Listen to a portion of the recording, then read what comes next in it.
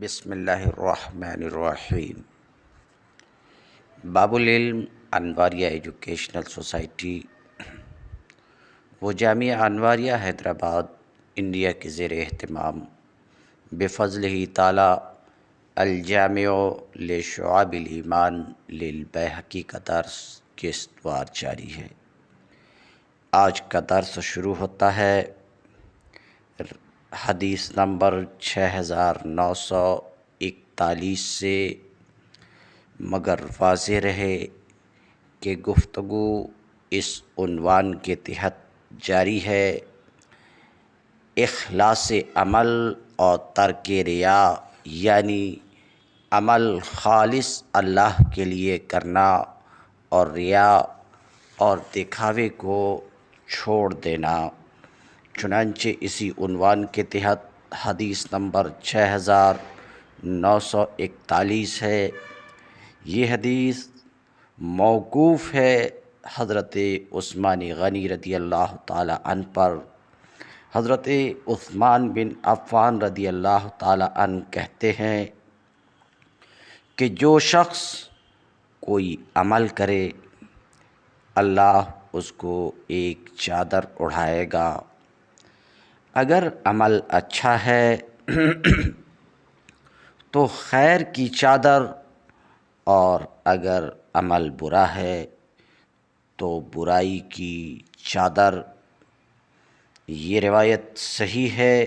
امام بیہقی فرماتے ہیں کہ یہ روایت صحیح ہے مگر موقوف ہے حضرت عثمان پر، لیکن بعض ضعیف راویوں نے اس حدیث کو مرفوع بھی بیان کیا ہے۔ چنانچہ حدیث نمبر 6942 میں حضرت ابو عبد الرحمن سلمی کہتے ہیں کہ میں نے سنا حضرت عثمان بن عفان رضی اللہ تعالی عنہ سے رسول اللہ صلی اللہ علیہ وسلم کے منبر پر وہ کہتے تھے کہ جس شخص کا کوئی مخفی یا کوئی گناہ ہو، اللہ تعالیٰ ایک چادر ظاہر کرے گا جس کے ساتھ وہ ظاہر ہو جائے گا۔ حدیث نمبر 6943 حضرت انس بن مالک رضی اللہ تعالی عنہ فرماتے ہیں کہ رسول اللہ صلی اللہ علیہ وسلم نے فرمایا، اپنے اصحاب سے یعنی آپ صلی اللہ علیہ وسلم نے اپنے اصحاب سے پوچھا کہ مومن کون ہوتا ہے؟ تو آپ کے صحابہ نے عرض کیا، اللہ اور اللہ کا رسول بہتر جانتے ہیں۔ تو حضور صلی اللہ علیہ وسلم نے فرمایا کہ مومن وہ ہوتا ہے جو اس وقت تک نہیں مرتا یہاں تک کہ اللہ اس کے کانوں کو بھر لیتا ہے اس چیز سے جس کو وہ پسند کرتا ہے اور محبت رکھتا ہے۔ اور اگر کوئی بندہ اللہ سے ڈر کر کسی گھر کے اندر چھپ جائے اور وہ گھر 70 گھروں کے اندر چھپا ہوا ہو اور ہر گھر پر لوہے کا دروازہ لگا ہوا ہو، تو بھی اللہ تعالیٰ اس کو اس کے عمل کی ایسی چادر پہنائے گا کہ وہ اپنے عمل کو لوگوں کے سامنے ظاہر کر دے گا، اور وہ اور زیادہ کریں گے۔ لوگوں نے کہا، یا رسول اللہ، وہ کیسے زیادہ کریں گے؟ آپ نے فرمایا، اس لیے کہ اگر متقی استطاعت رکھتا اپنی نیکی میں اضافہ کرنے کی تو زیادہ کرتا۔ اس کے بعد رسول اللہ صلی اللہ علیہ وسلم نے فرمایا کہ کافر کون ہے؟ صحابہ نے عرض کیا، اللہ اور اللہ کا رسول بہتر جانتا ہے۔ آپ نے فرمایا، وہ نہیں ہے۔ آپ نے فرمایا، وہ نہیں آپ نے فرمایا وہ ہے جو نہیں مرتا یہاں تک کہ اللہ تعالیٰ اس کے کانوں کو اس چیز سے بھر دیتا ہے جس کو وہ ناپسند کرتا ہے۔ اگر کوئی گنہگار کسی ایسے گھر کے اندر گناہ کرے جو 70 گھروں کے اندر ہو اور ہر مکان لوہے کے تالے سے مقفل ہو، جب بھی اللہ تعالیٰ اس کو اس کے عمل کی ایسی چادر اڑھائے گا کہ وہ خود بخود اسے لوگوں کے آگے بیان کر دے گا، اور وہ اس میں اور اضافہ کر دیں گے۔ لوگوں نے پوچھا یا رسول اللہ صلی اللہ علیہ وسلم کیسے اضافہ کریں گے؟ فرمایا اس لیے کہ اگر فاجر آدمی استطاعت رکھتا اپنے گناہ میں اضافے کی تو اضافہ کرتا۔ یہ روایت جسے ابھی ابھی آپ نے سنا، اس روایت کے ساتھ یوسف بن عطیہ متفرد ہیں ثابت سے، اور اس کی روایت اس سے زیادہ منکر روایات میں ہیں جن کا کوئی متابع نہیں ہے۔ واللہ عالم بالصواب۔ حدیث نمبر 6944، حضرت جعفر بن سلیمان روایت کرتے ہیں ثابت سے، وہ کہتے ہیں کہ کہا جاتا تھا کہ اگر ابن آدم 70 مکان یا 70 کمروں میں چھپ کر کوئی خیر کا عمل کرے تو بھی اللہ تعالیٰ اس پر اس کے عمل کی چادر اڑھائے گا یہاں تک کہ اس کا عمل معلوم ہو جائے۔ روایت نمبر 6945، حضرت ابن مسیب ابن رافع کہتے ہیں کہ جو بھی بندہ نیکی کا کام کرتا ہے، خواہ وہ 7 کمروں میں چھپ کر بھی کرے، تو اللہ تعالیٰ اس کو ظاہر فرما دے گا۔ اور انہوں نے فرمایا کہ اس بات کی تصدیق کہ کوئی نیکی کا کام کرے گا تو اللہ تعالیٰ چھپ کر بھی نیکی کا کام کرے گا تو اللہ تعالیٰ اسے ظاہر فرما دے گا۔ وہ کہتے ہیں اس کی تصدیق کتاب اللہ میں ہے، قرآن مجید میں ہے، ان اللہ مخرج ما کنتم تکتمون۔ یقیناً اللہ تعالیٰ ظاہر کرنے والا ہے اس چیز کو جس کو تم چھپاتے ہو۔ روایت نمبر 6946، ہشام روایت کرتے ہیں حضرت حسن سے، وہ کہتے ہیں کہ جو بھی چیز لوگوں کے لیے آراستہ ہوتی ہے اللہ تعالیٰ کے اس کو جانے بغیر نہیں ہوتی، یعنی جو بھی چیز لوگوں کے لیے آراستہ ہوتی ہے وہ اللہ تعالیٰ کے علم میں ہوا کرتی ہے۔ ایسا نہیں ہے کہ اللہ کو اس کا علم نہیں ہوتا ہے۔ روایت نمبر 6947، حضرت بلال بن سعد کہتے ہیں کہ تم ظاہری طور پر اللہ کے ولی اور باطنی طور پر اللہ کے دشمن نہ بنو، یعنی جلوت میں بزرگ اور خلوت میں خدا کے دشمن نہ بنو، بلکہ جس طریقے سے جلوت میں تم نیک اور اچھے بن کر آتے ہو، خلوت میں بھی ایسے ہی نیک اور اچھے بنو۔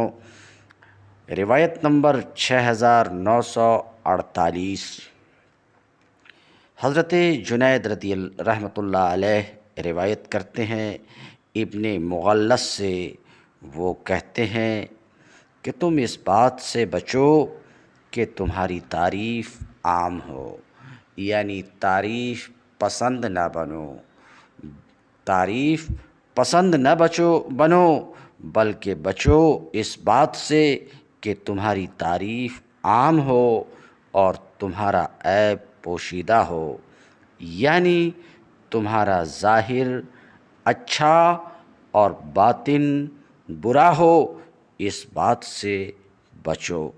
تمہارا ظاہر اچھا اور باطن برا ہو، اس بات سے بچو، بلکہ تمہارا ظاہر و باطن ایک جیسا ہو، تمہارا ظاہر و باطن ایک جیسا ہو، باطن بھی اچھا ہو اور ظاہر بھی اچھا ہو۔ روایت نمبر 6949۔ حضرت محمد بن ابو عائشہ کہتے ہیں کہ تم دو رخ والے اور دو زبانوں والے نہ بنو کہ تم لوگوں کے آگے یہ ظاہر کرو کہ تم اللہ سے محبت کرتے ہو، جس کی وجہ سے لوگ تمہاری تعریفیں کریں، اور تمہارا دل گنہگار ہو، یعنی تمہاری ایسی کیفیت نہ ہونی چاہیے کہ لوگوں کے سامنے تو یہ ظاہر کرو کہ تم اللہ سے محبت کرنے والے ہو، اللہ سے محبت کرنے والے ہو، اس کی وجہ سے لوگ تمہاری تعریف کریں، حالانکہ واقعہ یہ ہے کہ تمہارا دل گنہگار ہو، تو تم ایسے نہ بنو۔ روایت نمبر 6950۔ حضرت ابن عبد الغافر سے روایت ہے کہ جب بندہ پوشیدہ اچھا عمل کرتا ہے، یعنی چھپ کر اچھا کام کرتا ہے، اور پھر اس کی طرح اس کے مانند ظاہراً بھی ایسا ہی عمل کرتا ہے، یعنی چھپ کر بھی نیک عمل کرتا ہے اور کھل کر بھی نیک عمل کرتا ہے، تو اللہ تعالیٰ فرماتا ہے یہ میرا سچا بندہ ہے۔ یعنی جب انسان کا ظاہر و باطن ایک جیسا ہوتا ہے، یعنی باطن میں بھی نیک عمل کرتا ہے اور ظاہر میں بھی نیک عمل کرتا ہے، تو اللہ تعالیٰ فرماتا ہے یہ میرا سچا بندہ ہے۔ روایت نمبر 6951، 6951۔ شقیق روایت کرتے ہیں حضرت عبداللہ ابن مسعود رضی اللہ تعالیٰ عنہ سے، وہ کہتے ہیں کہ اس وقت تمہارا کیا حال ہوگا جب تمہیں فتنہ لپٹ جائے گا، یعنی ایک وقت آئے گا جب مسلمانوں کے ساتھ فتنہ لپٹ جائے گا۔ حضرت عبداللہ کہتے ہیں اس وقت تمہارا کیا حال ہوگا جب تمہیں فتنہ لپٹ جائے گا، جس میں چھوٹا پرورش پا کر بڑا ہو جائے گا اور بڑا بوڑھا ہو جائے گا۔ یعنی حضرت عبداللہ ابن مسعود یہ فرما رہے ہیں کہ ایک وقت ایسا آنے والا ہے کہ فتنہ تمہیں لپٹ جائے گا، اور یہ فتنہ لپٹنے کا زمانہ مختصر نہیں ہوگا، بلکہ یہ اتنا لمبا ہوگا کہ چھوٹا پرورش پا کر بڑا ہو جائے گا اور بڑا پرورش پا کر بوڑھا ہو جائے گا۔ لوگ اسی فتنے میں چلیں گے، اسی کو سنت کے طور پر اپنا لیں گے۔ جب اس میں سے کوئی چیز بدل جائے گی تو کہیں گے سنت بدل گئی، طریقہ بدل گیا ہے۔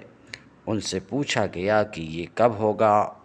ان سے پوچھا گیا کہ ایسا کب ہوگا اے ابو عبد الرحمن؟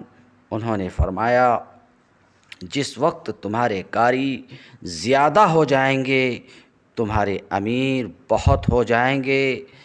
اس سے یہ بات معلوم ہوتی ہے کہ حضرت عبداللہ ابن مسعود رضی اللہ تعالی عنہ کی اس ارشاد سے یہ بات معلوم ہوتی ہے کہ علماء جب زیادہ ہو جائیں گے اور عمرا جب زیادہ ہو جائیں گے تو وہ وقت آئے گا کہ فتنہ پروان چڑھے گا، لوگ خرافات اور بدعات میں الجھ جائیں گے اور انہی خرافات اور بدعات کو سنت سمجھیں گے، یہاں تک کہ کوئی بدعت اگر بدل جائے گی تو لوگ ایسا سمجھیں گے کہ سنت بدل گئی۔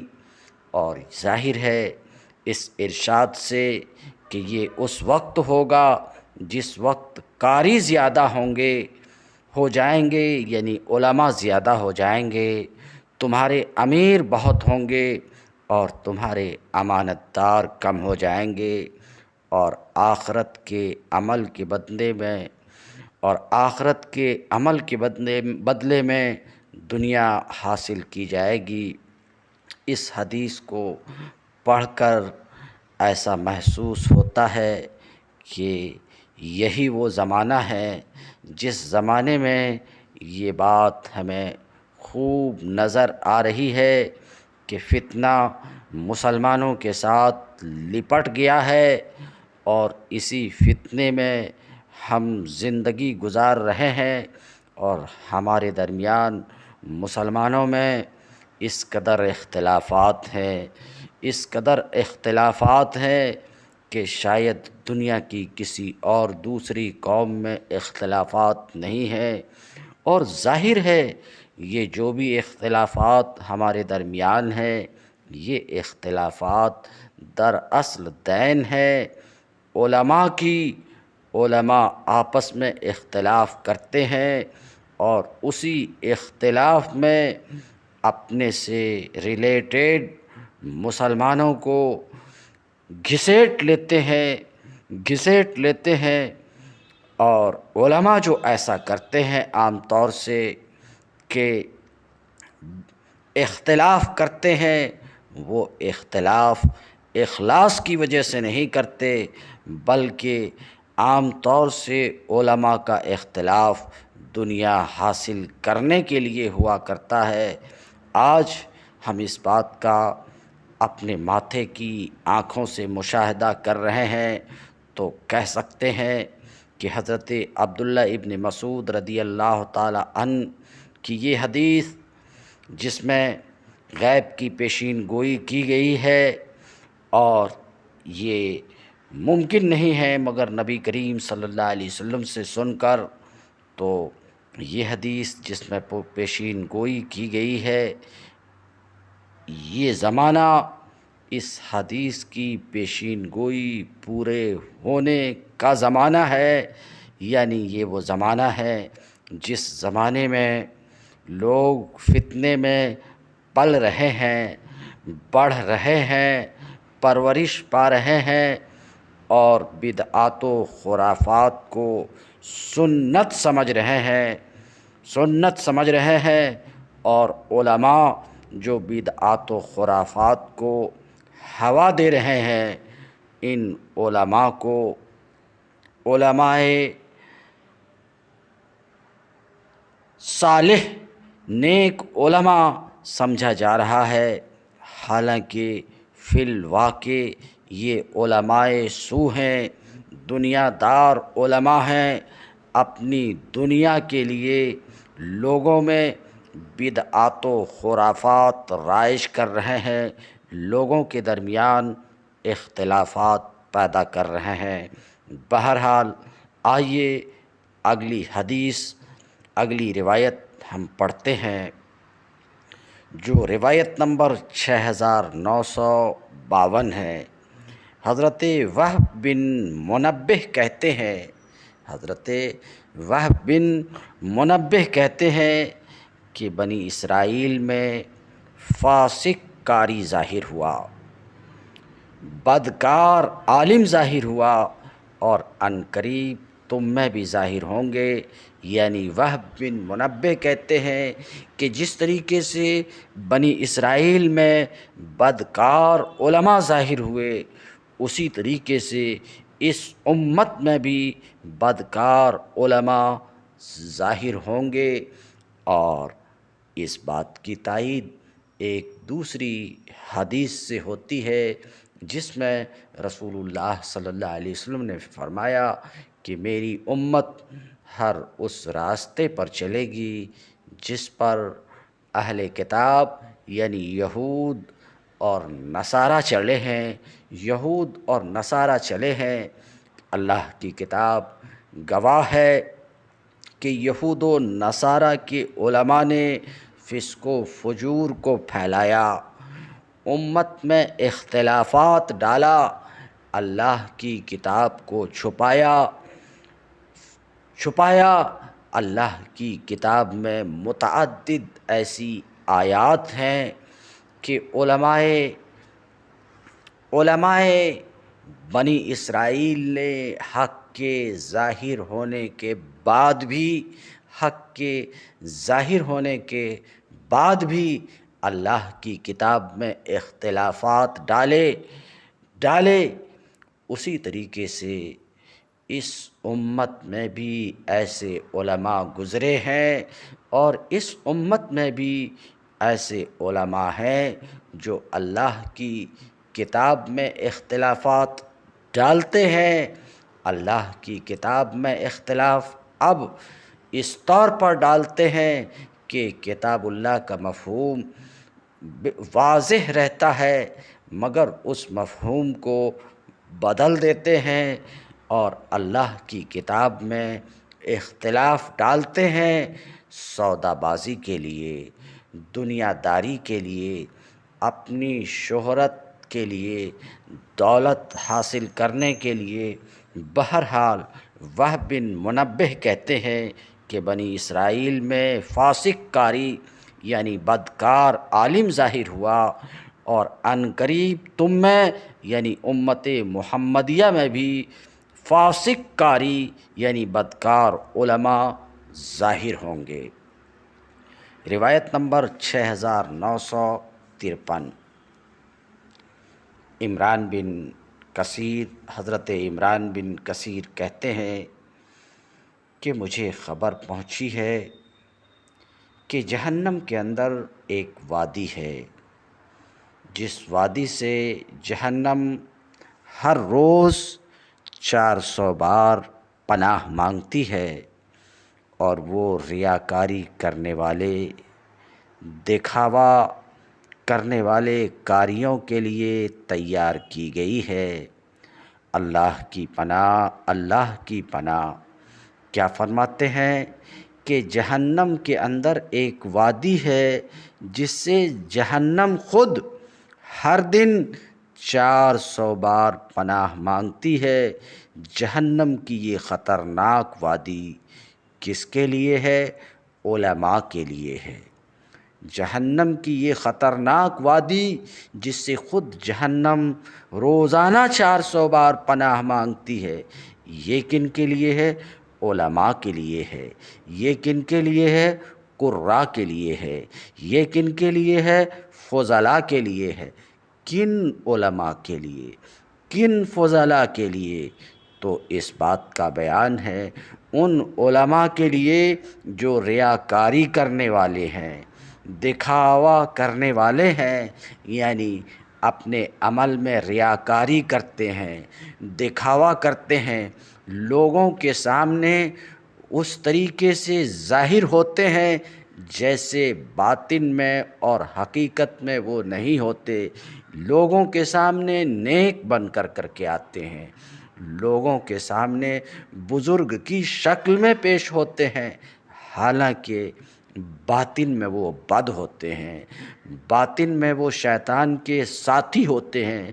تو جو علماء اس طرح کے ہیں انہی علماء کے لیے جہنم کی وہ وادی ہے جس سے جہنم خود ہر روز 400 بار پناہ مانگتی ہے۔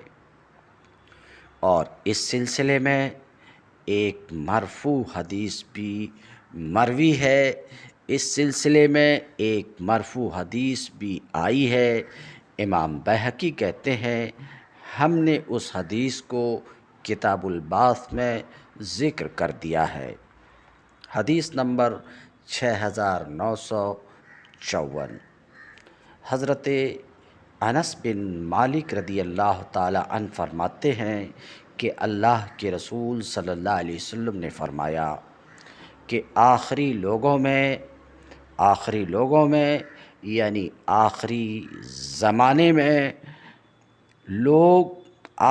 زمانے میں عابد جاہل ہوں گے، یعنی آخری زمانہ جو ہوگا تو اس کا حال یہ ہوگا کہ عابد جاہل ہوں گے، اور جو علماء ہوں گے، پڑھے لکھے لوگ ہوں گے، وہ فاسق ہوں گے، بدکار ہوں گے، فاسق و بدکار ہوں گے۔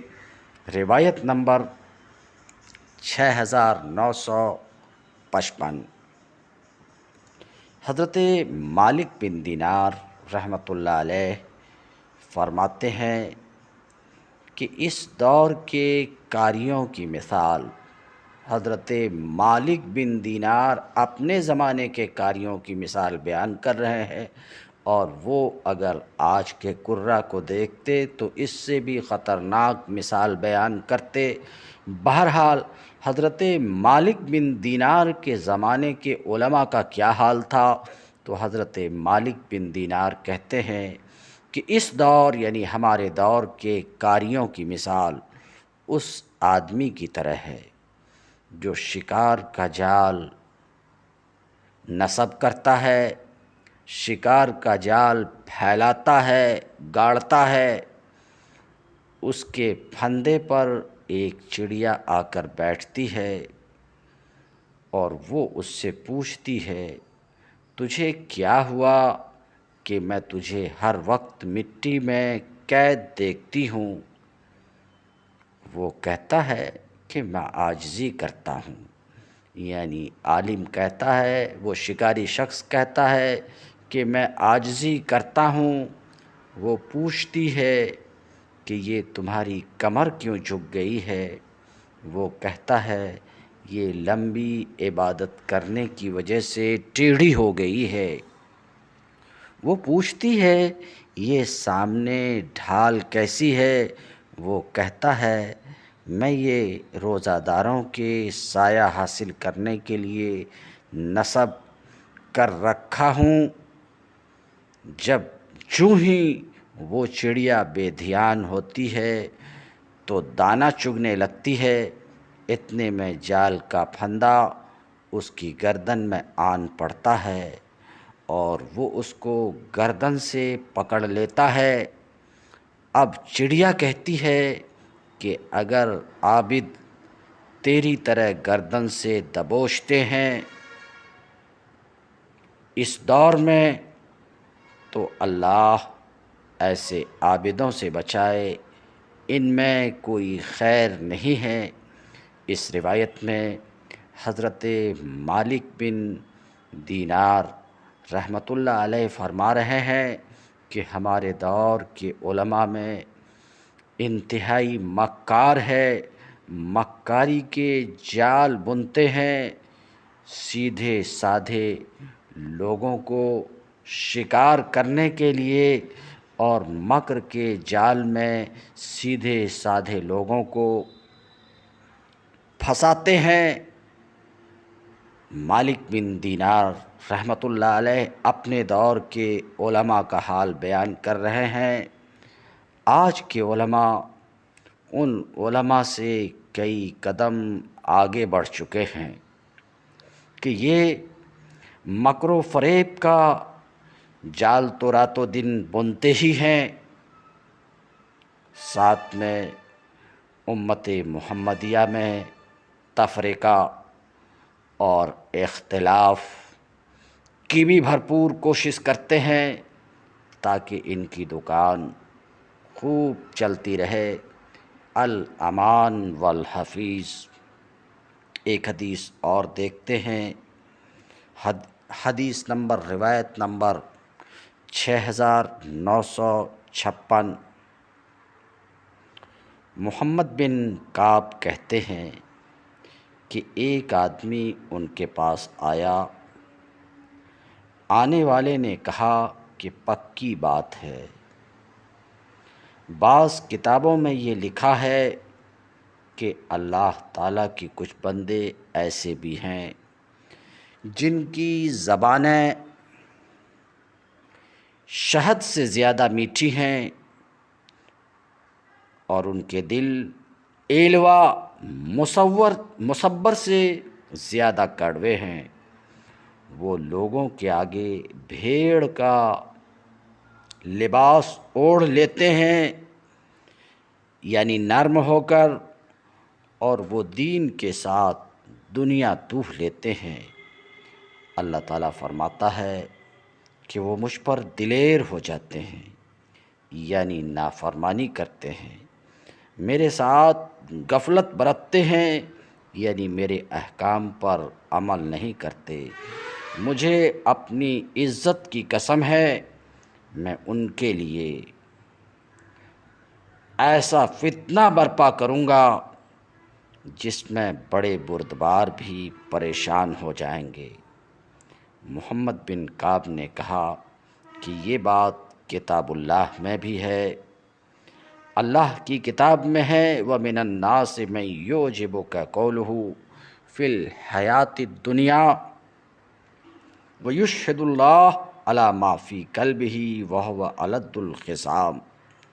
کچھ لوگ ایسے ہیں جن کی باتیں تمہیں بہت اچھی لگتی ہیں، حالانکہ ان کے دل میں کیا ہے اور ان کے دل میں کیا ہے وہ اس پر بھی اللہ کو گواہ کرتے ہیں، اور واقعہ یہ ہے، حال یہ ہے کہ وہ سخت جھگڑالو ہیں۔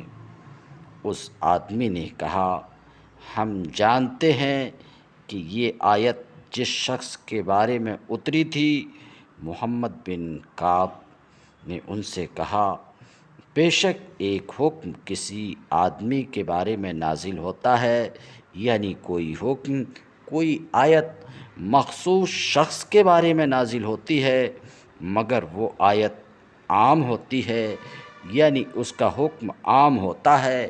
اسی کو اصولیین کہتے ہیں کہ اعتبار لفظ کے عموم کا ہوتا ہے، سبب کے خصوص کا نہیں۔